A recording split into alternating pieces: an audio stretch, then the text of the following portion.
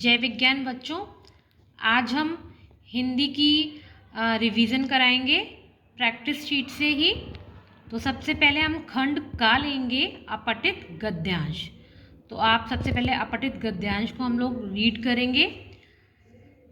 चीन, जापान और कोरिया में खेला जाने वाला कुंग-फू खेल अब पूरी दुनिया में खेला जाता है।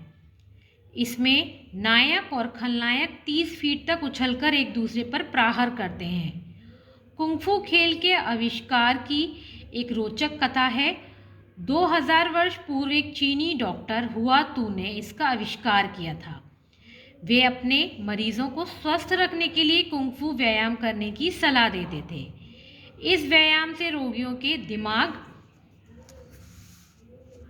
को आराम मिलता था और शरीर में ऊर्जा का संचार होता था। यह ऐसा व्यायाम था जिसमें नृत्य शामिल था। तो इसमें हम इसके क्वेश्चंस देखेंगे। यहाँ किस खेल के बारे में बात हो रही है? यहाँ कुंग-फू खेल के बारे में बात हो रही है। कुंग-फू पहले किन देशों में खेला जाता था? कुंग-फू पहले चीन और जापान, कोरिया में खेला जाता था। कुंग-फू में कितने फीट तक उछलते हैं? कुंग-फू में 30 फीट तक उछलते हैं। नेक्स्ट है, किस चीनी चिकित्सक ने इस खेल का आविष्कार किया? हुआ तू ने। वो पैराग्राफ में ही लिखा है, हुआ तू चीनी चिकित्सक का नाम था। चीनी चिकित्सक मतलब चिकित्सक कौन है? वो डॉक्टर। तो चिकित्सक हम किसको बोलते हैं? डॉक्टर। तो हुआ तू ने उसका आविष्कार किया था। नेक्स्ट पैराग्राफ हम लेंगे। निम्नलिखित अपठित पद्यांश को पढ़कर प्रश्नों के उत्तर दीजिए। अपठित पद्यांश मतलब कविता से। तो जीवन में जो राह दिखाए, सही राह पर चलना सिखाए। माता पिता से पहले आता, जीवन में सदा आदर पाता। कभी है शांत, कभी है धीर, स्वभाव में सदा गंभीर। मन में दबी रहे ये इच्छा, काश मैं उस जैसा बन पाता, जो मेरा शिक्षक कहलाता। तो इसका जो क्वेश्चन है वो है माता पिता से पहले आता। तो यहाँ पर हम आता लिखेंगे। जीवन में सदा आदर पाता। कभी है शांत, कभी है धीर। तो ये तो फिलअप है, तो आप इसी में से लिख सकते हैं। अब नेक्स्ट इसका जो क्वेश्चन होगा वो है वह किससे पहले आता? तो वह माता पिता से पहले आता। माता पिता में किस विराम चिन्ह का प्रयोग किया गया है? योजक चिन्ह।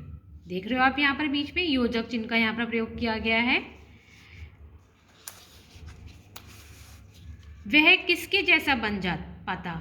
मामा मामी या शिक्षक? तो वह शिक्षक के जैसे बन पाता। नेक्स्ट है, इस कविता से तुक वाले शब्द लिखिए।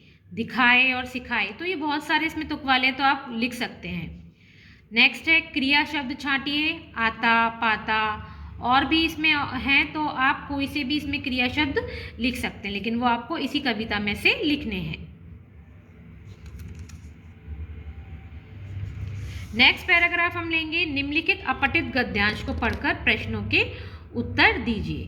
पहला पहिया मेसोपोटामिया में बनाया गया। मोहनजोदड़ो में की गई खुदाई में बैलगाड़ियों के अवशेष मिले। इसमें लकड़ी के 2 ठोस पहिए लगे हैं। यह गाड़ियां आज से 4 वर्ष पहले प्रयोग में लाई जाती थी।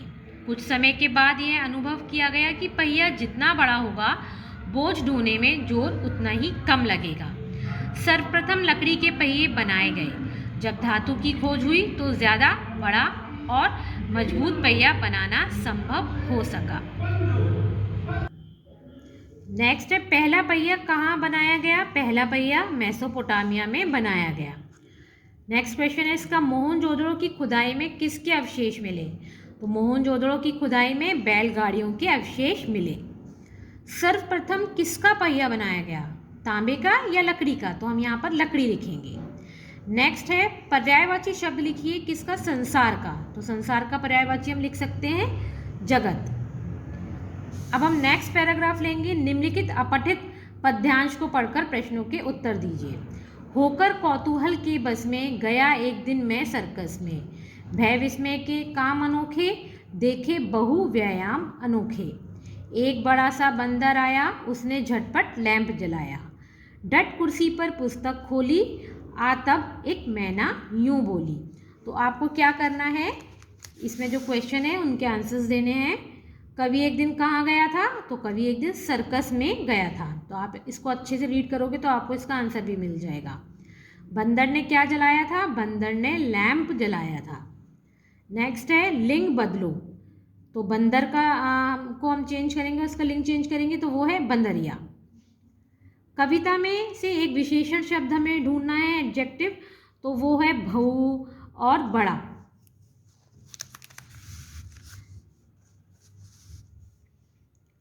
बहु का अर्थ यहाँ पर है बहुत। तो उसके बाद हम नेक्स्ट लेंगे भय का विलोम बताइए। भय का विलोम होगा निर्भय, जिसे किसी का डर ना हो। अब इस कविता से तुक वाले शब्द बताइए। बस, सर्कस। इस कविता से 2 क्रिया शब्द लिखिए, गया, आया। तो ये इसमें बहुत सारे और भी हैं, तो आप लिख सकते हैं, कोई से भी आप इसमें से लिख सकते हैं, लेकिन वो इसी से होने चाहिए। नेक्स्ट है पठित गद्यांश को पढ़कर प्रश्नों के उत्तर दीजिए। मतलब आपकी बुक से ही ये पैराग्राफ लिया है।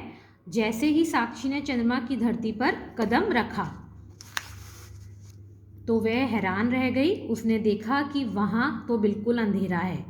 तभी उसे याद आया कि उसकी विज्ञान अध्यापिका ने बताया था कि चंद्रमा का अपना प्रकाश नहीं है, वह तो सूर्य के प्रकाश से ही चमचमाता है। और फिर वह थोड़ा आगे चली, वहाँ उसे गड्ढे, खूब सारे गड्ढे दिखाई दिए। चांद पर ना पेड़ पौधे थे, ना ही पशु पक्षी। वहाँ की धरती ऊबड़ खाबड़ थी। वीरान चांद को देखकर साक्षी आश्चर्यचकित थी। तो इसके हम क्वेश्चंस का आंसर देंगे। साक्षी ने किसकी धरती पर कदम रखा? तो साक्षी ने चंद्रमा की धरती पर कदम रखा। नेक्स्ट है उसने वहाँ क्या देखा? उसने वहाँ बहुत अंधेरा देखा। उसकी विज्ञान अध्यापिका ने ये बताया था कि चंद्रमा का अपना प्रकाश नहीं है। सही में चंद्रमा का खुद का प्रकाश नहीं है, वो सूर्य की रोशनी से ही प्रकाशित होता है। पेड़ पौधे कहाँ पर नहीं थे? चांद पर। तो हम चांद पर टिक लगा देंगे। साक्षी क्यों आश्चर्यचकित हो गई? चांद को देखकर। साक्षी जो है चांद को देखकर आश्चर्यचकित हो गई थी। नेक्स्ट हम लेंगे नारद जी ने बोले नारायण नारायण, अरे आज स्वर्ग में इतनी शांति कैसी है। तो आपको पता चल गया होगा कि किस चैप्टर से लिया गया है। कोई आवाज़ नहीं कहीं, कोई नज़र ही नहीं आता। ना सिंहासन पर बैठे इंद्र नज़र आ रहे हैं और ना नंदी और गणेश के साथ बैठे शंकर पार्वती। ब्रह्मा जी भी आज अपने कमल पर विराजमान नहीं है। चक्कर क्या है? कहीं पृथ्वी की तरह यहाँ पर भी चक्का जाम तो नहीं हो गया है। उन्हें एक गुफा के बाहर गणेश जी बैठे दिखाई पड़ते हैं। उनके सामने तख्ती रखी है जिस पर लिखा है आज स्वर्ग में हड़ताल है। तो यह गद्यांश आपको पता चल गया होगा कि किस पाठ से लिया गया है। यह गद्यांश स्वर्ग में हड़ताल से लिया गया है। नेक्स्ट है नारायण नारायण कौन बोल रहे थे? इसका आंसर हमें लिखना है नारद जी बोल रहे थे। नेक्स्ट है नंदी और गणेश जी के साथ कौन नज़र नहीं आ रहे थे? नंदी और गणेश जी के साथ शंकर पार्वती जी नज़र नहीं आ रहे थे।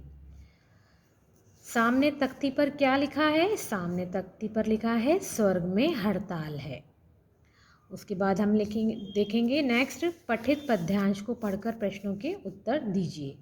कल कारखाने मिल उद्योग फैला रहे प्रदूषण रोग, इनका धुआं और तेज शोर दूषित करे वायु हर ओर।